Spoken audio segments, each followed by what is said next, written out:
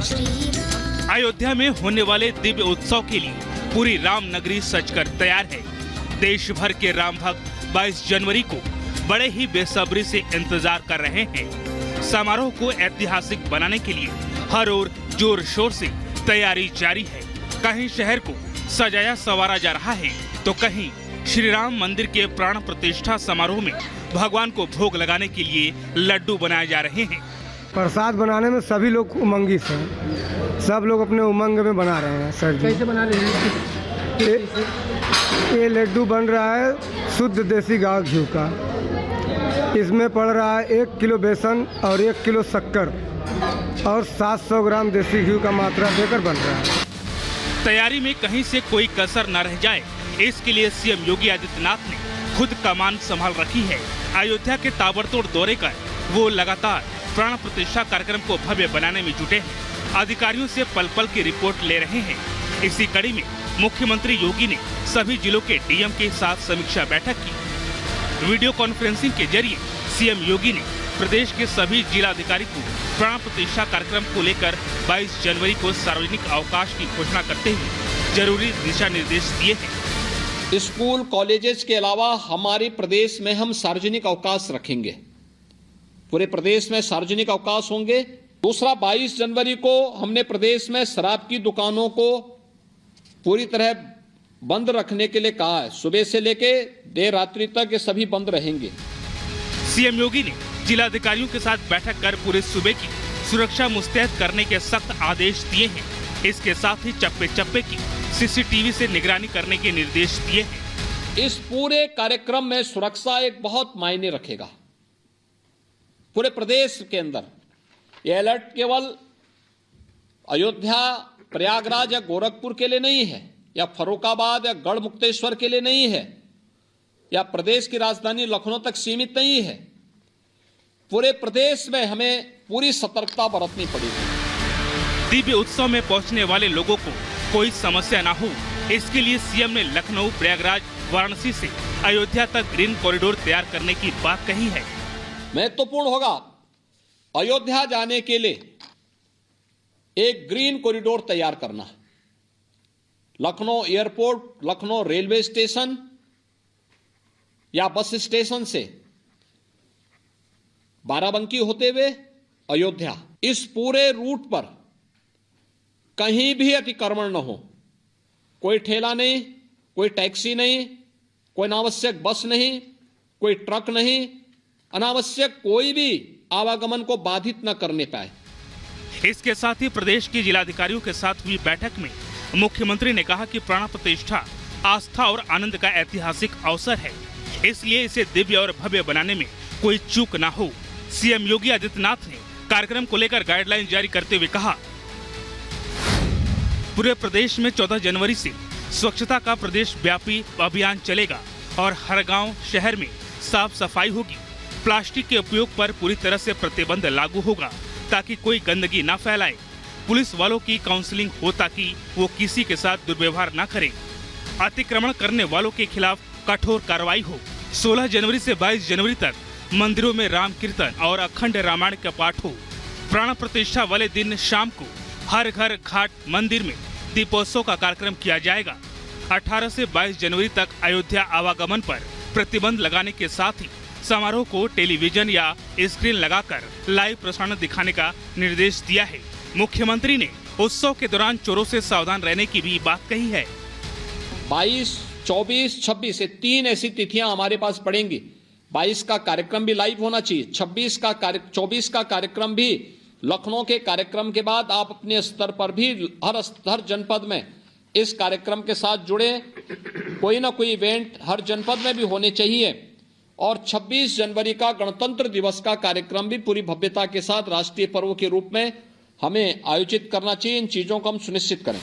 विशेष बैठक में अयोध्या, गोरखपुर और प्रयागराज के मंडलायुक्त ने अलग अलग प्रस्तुतिकरण कर अपनी तैयारियों के बारे में मुख्यमंत्री को जानकारी दी। रामलला के उत्सव को सिर्फ 10 दिन का समय बचा है। ऐसे में प्राण प्रतिष्ठा को लेकर जहां अयोध्या पूरी तरह तैयार है, वहीं राम भक्तों में जोरदार उत्साह नजर आ रहा है। Report, Republic Bharat. तो काउंटडाउन प्राण प्रतिष्ठा का शुरू हो चुका है और तैयारियां जोरों पर है। और इधर सीएम योगी आदित्यनाथ ने क्या कुछ आदेश दिए हैं ये हम आपको एक एक करके बताते हैं। अब यूपी के सभी स्कूल कॉलेज में छुट्टी रहेगी। राज्य में शराब की सभी दुकानें बंद रहेगी। 22 जनवरी की शाम को अयोध्या में दीपोत्सव होगा और आतिशबाजी होगी। यूपी के प्रमुख मंदिरों में घाटों में दीपोत्सव और आतिशबाजी की जाएगी और प्रमुख मंदिरों में समारोह का लाइव टेलीकास्ट किया जाएगा। सरकारी इमारतों में स्कूलों को रोशनी से सजाया जाएगा। इसके अलावा 16 से लेकर 22 जनवरी तक प्रमुख मंदिरों में राम संकीर्तन, अयोध्या में 50 जगहों पर समारोह दिखाने का इंतजाम किया जाएगा। तो इस तरह से यहां पर तैयारियां भी जारी है और सख्त निर्देश भी सीएम योगी आदित्यनाथ की ओर से दे दिए गए हैं। अब क्या अगली बड़ी खबर है, इसके लिए रुख करते हैं मेरे सहयोगी दीपेश का।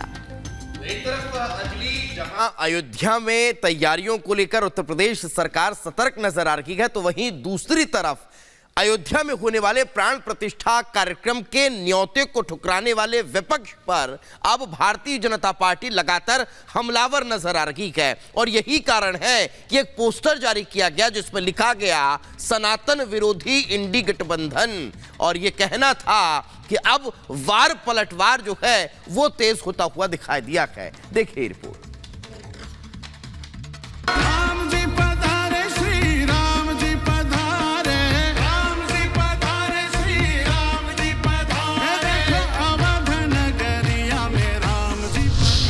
राम को ठुकराएंगे, 24 में सजा पाएंगे।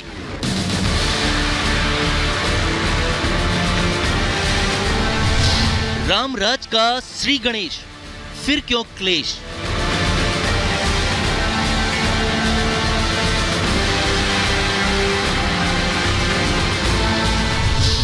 सनातन विरोधी इंडी गठबंधन। अयोध्या में 22 जनवरी को होने वाले राम मंदिर के उद्घाटन समारोह की भव्य तैयारी की जा रही है। प्रधानमंत्री मोदी की मौजूदगी में भव्य राम मंदिर में रामलला की प्राण प्रतिष्ठा की जाएगी। कार्यक्रम में करीब 7000 वीआईपी गेस्ट के शामिल होने की उम्मीद की जा रही है। हालांकि कांग्रेस ने प्राण प्रतिष्ठा का निमंत्रण ठुकरा दिया है। भारतीय जनता पार्टी ने इसे लेकर विपक्ष पर निशाना साधा है और उसे सनातन विरोधी करार दिया है।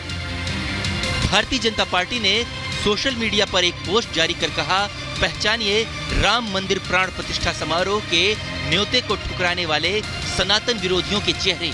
लेकिन कांग्रेस का कहना है कि प्राण प्रतिष्ठा के कार्यक्रम को बीजेपी ने राजनीतिक बना दिया है, इसलिए इसका बहिष्कार है। भगवान राम के सभी भक्त हैं। 22 तारीख के उस फंक्शन को, जिसको एक धार्मिक फंक्शन के बजाय एक राजनीतिक फंक्शन बना दिया, सिर्फ उसका बहिष्कार है। राम मंदिर का कोई बहिष्कार नहीं। राम मंदिर में सब कांग्रेसी जाएंगे, जिस चीज को जाना हो उस पर कोई रोक नहीं है, सब जा सकते हैं। वहीं बीजेपी नेता कांग्रेस पर जमकर वार कर रहे हैं। केंद्रीय मंत्री अर्जुन राम मेघवाल ने कहा कि कांग्रेस ने सबसे पहले वीर सावरकर की प्रतिमा का बहिष्कार किया था, लेकिन ये देश का कार्यक्रम है और ऐसे में कांग्रेस का विरोध सही नहीं है। वीर सावरकर की एक प्रतिमा संसद में लगी, सबसे पहले बाइकाट वहां किया उन्होंने, वो ठीक नहीं था। अब ये सांस्कृतिक उत्थान का एक इतना बड़ा कार्यक्रम और पूरे देश में उल्लास और उमंग का वातावरण है, वो जाने भी कांग्रेस, लेकिन देश तो उमंग और उल्लास के वातावरण में डूब रहा है। कांग्रेस के फैसले पर बीजेपी हमलावर है। बीजेपी का कहना है कि प्राण प्रतिष्ठा कार्यक्रम का बहिष्कार करने वालों का जनता चुनाव में बहिष्कार करेगी। राम मंदिर प्राण प्रतिष्ठा समारोह 22 जनवरी को हो रहा है। इसमें शामिल होने के लिए प्रधानमंत्री नरेंद्र मोदी और यूपी के सीएम योगी आदित्यनाथ सहित हजारों लोगों को निमंत्रण भेजा गया है। Bureau report, Republic Bharat.